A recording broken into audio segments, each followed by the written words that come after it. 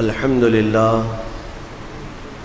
لله الحنان المنان الذي خلق الإنسان وعلمه البيان، والصلاة والسلام على رسوله سيد الإنس والجان وعلى آله وأصحابه ذوي الخير والإحسان، أما بعد فأعوذ بالله من الشيطان الرجيم، بسم الله الرحمن الرحيم.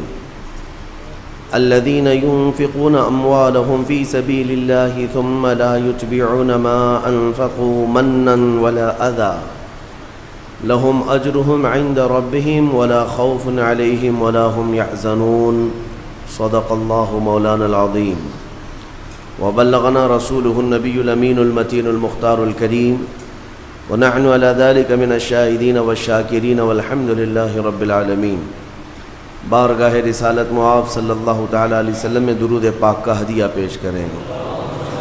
اللہم صلی علی سیدنا و مولانا محمد معدن الجود والکرم وآلہ واصحابہ الکرام وابنہ الکریم وبارک وسلم صلاة دائمة سرمدا ابدا. عزیزان گرامی وقار، رمضان المبارک کی ایک خصوصیت یہ ہے کہ یہ احساس دلاتا ہے اپنوں کا بھی اور دوسروں کا بھی. اور اسلام کی یہ خصوصیت ہے، یہ اسلام کا خاصہ ہے کہ جتنی عبادتیں آپ دیکھیں گے اللہ رب العزت نے ان عبادتوں میں سب کو یکساں شامل فرمایا ہے. ہمارے نماز سے لے کر حج تک کے معاملات، ایکویلٹی، یونٹی، یہ ہر عبادت میں آپ کو نظر آئے گی. آپ پر نماز فرض جس طرح سے ہے، غریب پر بھی ہے، امیر پر بھی ہے. اور جب مسجد میں آتے ہیں تو صفوں میں کسی کے لیے جگہ خاص نہیں ہوا کرتی.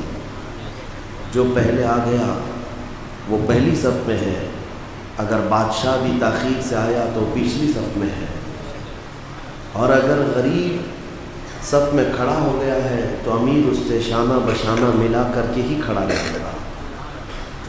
یہ عبادت کی خصوصیت اسلام میں ہے.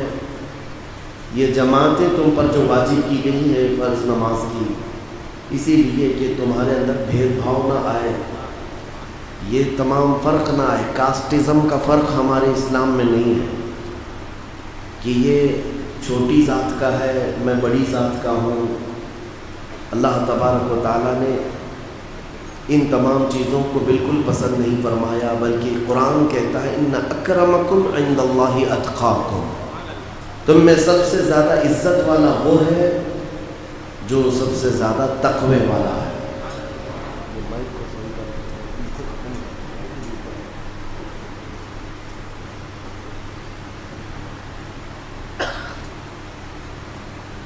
رسول پاک صلی اللہ تعالیٰ علیہ وسلم کا ارشاد گرامی ہے کہ میں نے زمانے جاہلیت کے تمام اونچ نیچ کو اپنے پیروں سے رونت دیا، ختم فرما دیا. کسی کے اندر یہ احساس نہیں ہونی چاہیے کہ یہ گورا ہے، یہ کالا ہے، یہ امیر ہے، یہ غریب ہے، یہ عربی ہے، یہ اجمی ہے. اسلام اس چیز کا قائل نہیں. یہ نمازوں کے لیے ہو گیا. اسی طرح حج میں اگر آپ جاتے ہیں، بڑے سے بڑے پیسے والا بھی ہوگا یا جس کے پاس تھوڑی سی استطاعت ہے وہ بھی وہاں حج پر پہنچا ہوگا، لیکن جب خانہ کعبہ کے طواف میں دیکھتے ہیں تو سارے ایک ہی لباس میں ملبوس ہیں. میدان عرفات میں اگر مولا کو پکار رہے ہیں تو آپ پہچان نہیں سکیں گے کون اس میں وقت کا بادشاہ ہے اور کون فقیر ہے. سب کو دو لباس میں ملبوس احرام کے بلایا گیا ہے. اور ایسا بھی نہیں ہے کہ احرام کے کپڑے کروڑوں کے ملتے ہوں، بلکہ وہی مختصر سے لباس جس کو امیر پہنتا ہے وہ غریب بھی پہن سکتا ہے. احرام سب کے لیے ہے. اس لیے کہ میرے عزیزو، یہ احساس دلانا اسلام کی خصوصیت ہے کہ تم اللہ کے بندے ہو.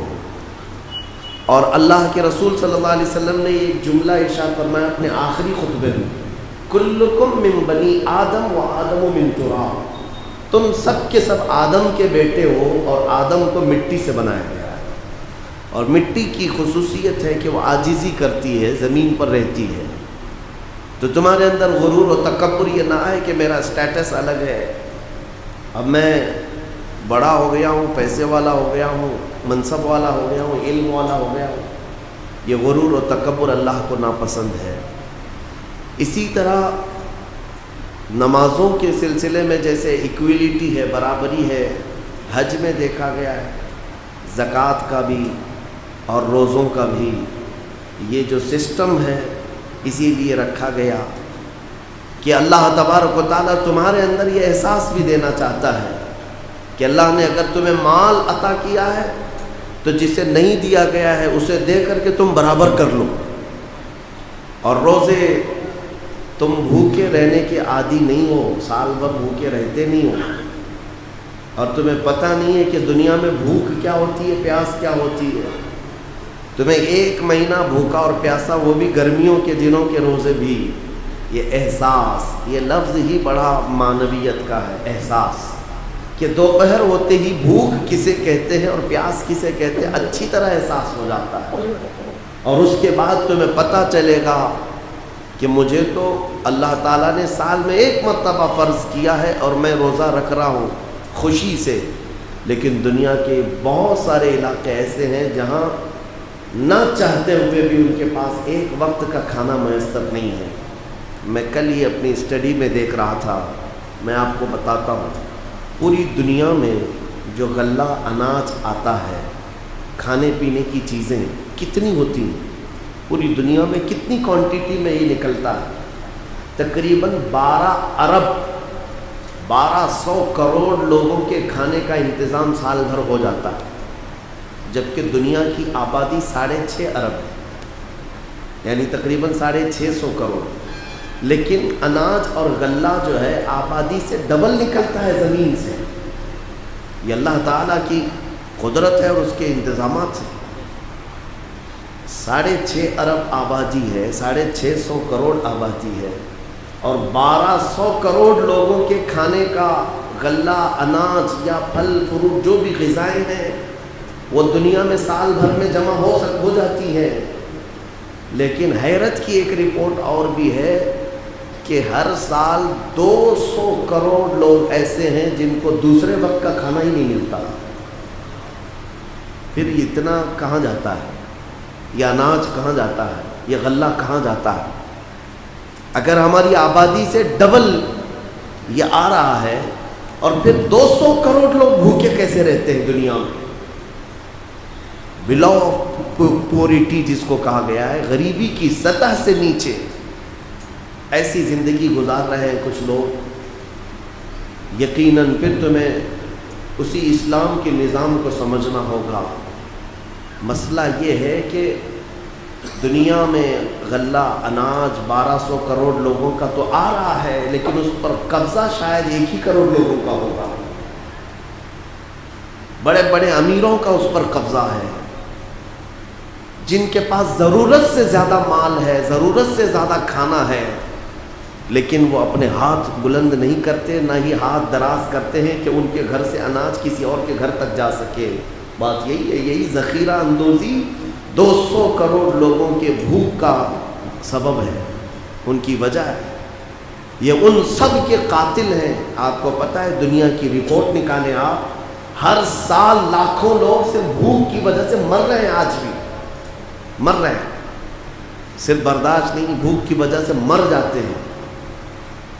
کئی علاقے ایسے ہیں، میں خود اپنے زمانے طالب علمی کی بات بتاؤں، افریقہ کی سرزمین پر کئی ایسی بستیاں آج بھی ہیں، وہ لوگ سیدھے گھاس نکالتے ہیں اور ابالتے ہیں اور کھا جاتے ہیں، زمین کی گھاس نکالتے ہیں، پانی میں ابالتے ہیں اور کھا جاتے ہیں۔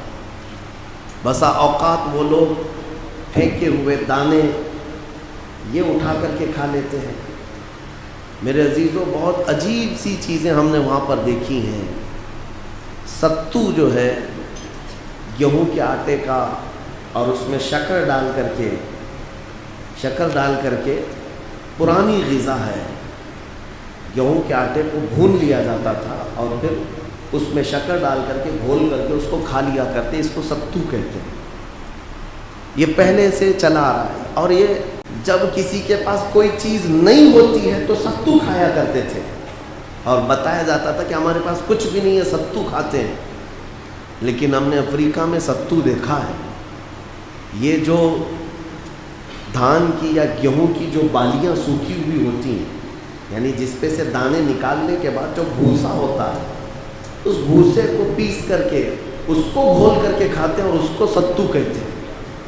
दाने नहीं, भूसे। मेरे अजीजों, मुझे यहाँ पर एक बात करनी है। दुनिया के फ़क्र का और इसकी गुर्बत का इलाज कहाँ है? कौन इलाज करेगा? बड़ी बड़ी ताकतें आज मौजूद हैं और आज दुनिया में ताकत के इजहार के लिए इनके पास अगर कोई चीज़ है तो पेट्रोल मिसाइल है। हर बड़ी कंट्री अपने असलहे दिखा करके अपनी ताकत का इजहार कर रही है। अमेरिका अपनी दादागिरी अगर दिखाता है तो अपने मिसाइलों के ज़रिए से, हथियारों के ज़रिए से। रशिया अपने न्यूक्लियर बमों के ज़रिए से दिखा रहा है कि मेरे पास इतनी ताकत है। पूरी दुनिया में इन जालिमों और जाबिरों के पास ऐसा हल नहीं कि इन 200 करोड़ लोगों की भूख का इलाज कर सके। तुम्हें पता है आज जो जंगें चल रही हैं, मुसलसल पूरी दुनिया में एक जगह से दूसरी जगह ये वार करते ही रहते हैं। रशिया और यूक्रेन की जंग के सिलसिले में अभी चंद दिन पहले मैंने एक रिपोर्ट पढ़ा था। पर डे जो मिसाइल अटैक करते हैं या फिर जंगों में जो खर्चा होता है वो $20 मिलियन का है। $20 मिलियन जो यहाँ हमारे यहाँ कई 100 करोड़ों में चला जाए। मेरे अजीज़ों, ये $20 मिलियन है या फिर दूसरी करेंसी है मेरे जहन में नहीं, लेकिन पर डे सिर्फ और सिर्फ धुआं में और बारूद में ये खर्च कर जाते हैं, लेकिन गरीबों के हलक तक एक लुकमा नहीं पहुंचा पाते। मुल्क शाम, मुल्क यमन, वहाँ जाने वाली आज तंजीमें मौजूद हैं। वो जब वहाँ की अखबार भेजते हैं तो दिल पसीज जाता है कि क्या करें। पूरे मुल्क शाम पर इतने बम और बारूद बरसाए गए हैं कि वहाँ तकरीबन 50 लाख लोग बेघर हैं, जिनके घरों की छतें उड़ चुकी हैं। मलबा है, ढेर है, कुछ नहीं है। बरसों से कमाई हुई की मेहनत के पैसों से जो घर बनाए होंगे वो सब मलबे का ढेर है। और बच्चे बाहर आवारा हो चुके, क्योंकि किसी का बाप नहीं, किसी की माँ नहीं, कौन परवरिश करेगा। मैदानों में घूम रहे हैं, शायद वो भी इंतज़ार कर रहे हैं कभी कोई आए बम तो ये हम भी ढेर हो जाए। उनके पास जाने वाली तंजीमें, मैंने देखा है कि एक मुर्गी की गोश्त की बोटी और थोड़ा सा चावल वो पैक करके देते हैं तो 100 बच्चों की कतार लग जाती है। इराक़ के भी हालात मैंने खुद देखे हैं। 11वीं शरीफ के मौके पर खुद हम बकरा ज़बा करके अपने खाने की बजाय हम ये सोचते कि उन तक की गोश्त तकसीम कर लें, यही सबसे बड़ी 11वीं ले करके जाते थे।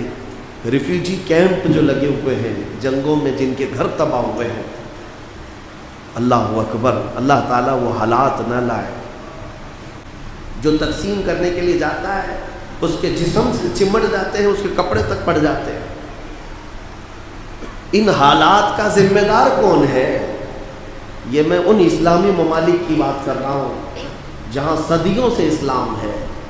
यमन हो, इराक़ हो, शाम हो, और फिर भी सीना तान करके आज दुबई के बादशाह घूम रहे हैं, एक एक घोड़ा 90 करोड़ का खरीदते हैं। हाँ, सऊदी के शहजादे सोने का टॉयलेट बनाने में लगे हुए हैं। ये अपनी अय्याशी में मस्त हैं, लेकिन उन बच्चों तक एक बोटी नहीं पहुंच पाती।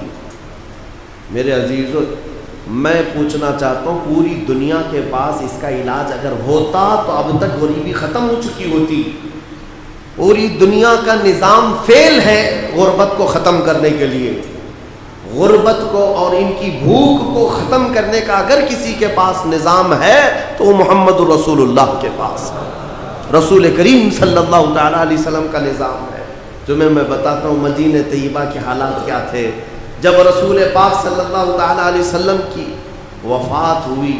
اس دن میرے آقا صلی اللہ تعالیٰ علیہ وسلم کے گھر میں، خود حضور کے گھر میں، حضرت عائشہ صدیقہ فرماتی ہیں جس رات میرے آقا کی آخری تھی میرے حجرے میں، اس دن ہمارے گھر میں چراغ جلانے کے لیے تیل نہیں تھا، چراغ میں ڈالنے کے لیے تیل نہیں تھا۔ آخری رات حضور پاک صلی اللہ تعالیٰ علیہ وسلم، میں یہ کہتا ہوں وہ نور علی نور، چراغ کی ضرورت نہیں تھی، لیکن زندگی گزارنے کے لیے جو طریقے میرے آقا نے اپنائے وہ اپنی غریب و امت کے لیے کہ ان کو تسلی ہو سکے۔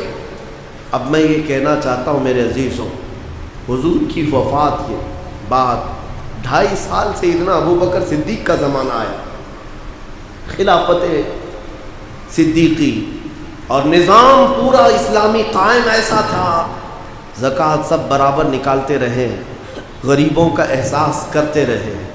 2.5 سال کے بعد سیدنا عمر ابن خطاب کا زمانہ آیا، حضرت عمر فاروق رضی اللہ تعالیٰ عنہ کے زمانے کے ابھی 2-3 سال نہیں گزرے، 2-3 سال نہیں گزرے، حضرت معاذ بن جبل جو یمن کے گورنر تھے، وہاں لوگوں کی جو زکوٰۃ نکلتی تھی لوگ لا کر کے معاذ بن جبل کے پاس جمع کرتے اور کہتے کہ آپ مدینے بھیج دیں، جو ضرورت مند ہیں ان میں تقسیم کر دیں۔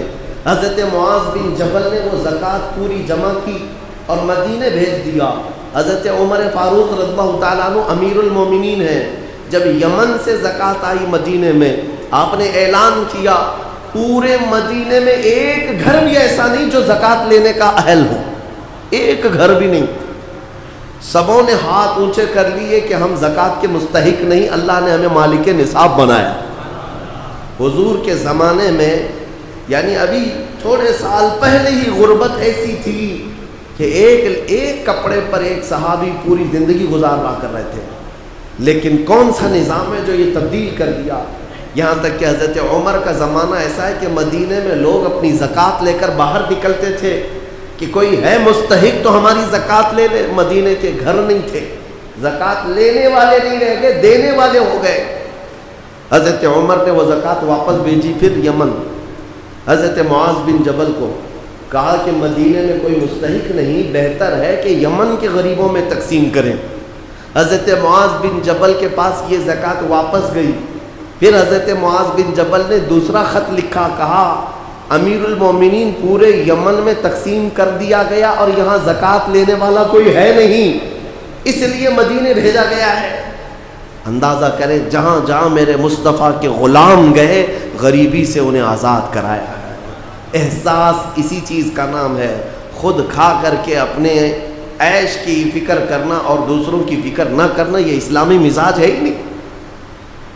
میں جو رپورٹ آپ کے سامنے رکھا ہوں اسی سے آپ اندازہ کر سکتے ہیں کہ دنیا میں اگر 1200 کروڑ لوگوں کا کھانا دستیاب ہوتا ہے سال بھر میں، جبکہ آبادی 650 کروڑ ہے، اور پھر رپورٹ یہ بتاتی ہے کہ ہر سال 200 کروڑ لوگ بھوکے رہ جاتے ہیں، تو یہ جاتا کہاں ہے؟ صرف اور صرف یہی وجہ ہے کہ یہ جن کے پاس مال آتا ہے ان کے ہاں دوسروں کا احساس مر چکا ہے، احساس ختم ہے۔ تم خود اپنے گھروں میں جھانک کر کے دیکھ لو۔ اور ایک رپورٹ حیرت کی ہے، اللہ اکبر، میں نے یہ سب اینالائز کرنے والے سے یہ رپورٹ لیا تو حیرت کی بات یہ بھی ہے 200 کروڑ لوگ بھوکے رہ جاتے ہیں، اور پھر یہ بھی بتایا اس میں رپورٹ میں کہ 200 کروڑ لوگوں کا کھانا ہر سال صرف گٹروں میں بہا دیا جاتا ہے، برباد کیا جاتا ہے۔ یہ امیروں کے چوچلے ہیں، ہر شادی بیاہ کے بعد جاؤ دیکھو کتنا کھانا برباد ہوتا ہے، ہر دعوت کے بعد کتنا گندی نالیوں میں بہایا جاتا ہے۔ تم تو اپنے شوق کے لیے کتنی مرتبہ چیزیں ہلکی سی چک کر کے باقی پھینک دیتے ہو، تمہیں اندازہ ہے۔ اور ایک صاحب نے یہ بھی لکھا ہے کہ جتنا امیروں کے گھر سے کھانا بہایا جاتا ہے ایک وقت، وہ اگر ان لوگوں کو ملے جن کے ہاں کھانا نہیں ہے، وہ 4 دن اس پر گزارا کر سکتے ہیں، 4 دن گزارا کر سکتے ہیں۔ ایک بار تمہارے دسترخوان سے پھینکا ہوا کھانا غریب کے 4 دن کی زندگی کا کھانا ہے، احساس نہیں ہے۔ اسی لیے میں نے اپنی گفتگو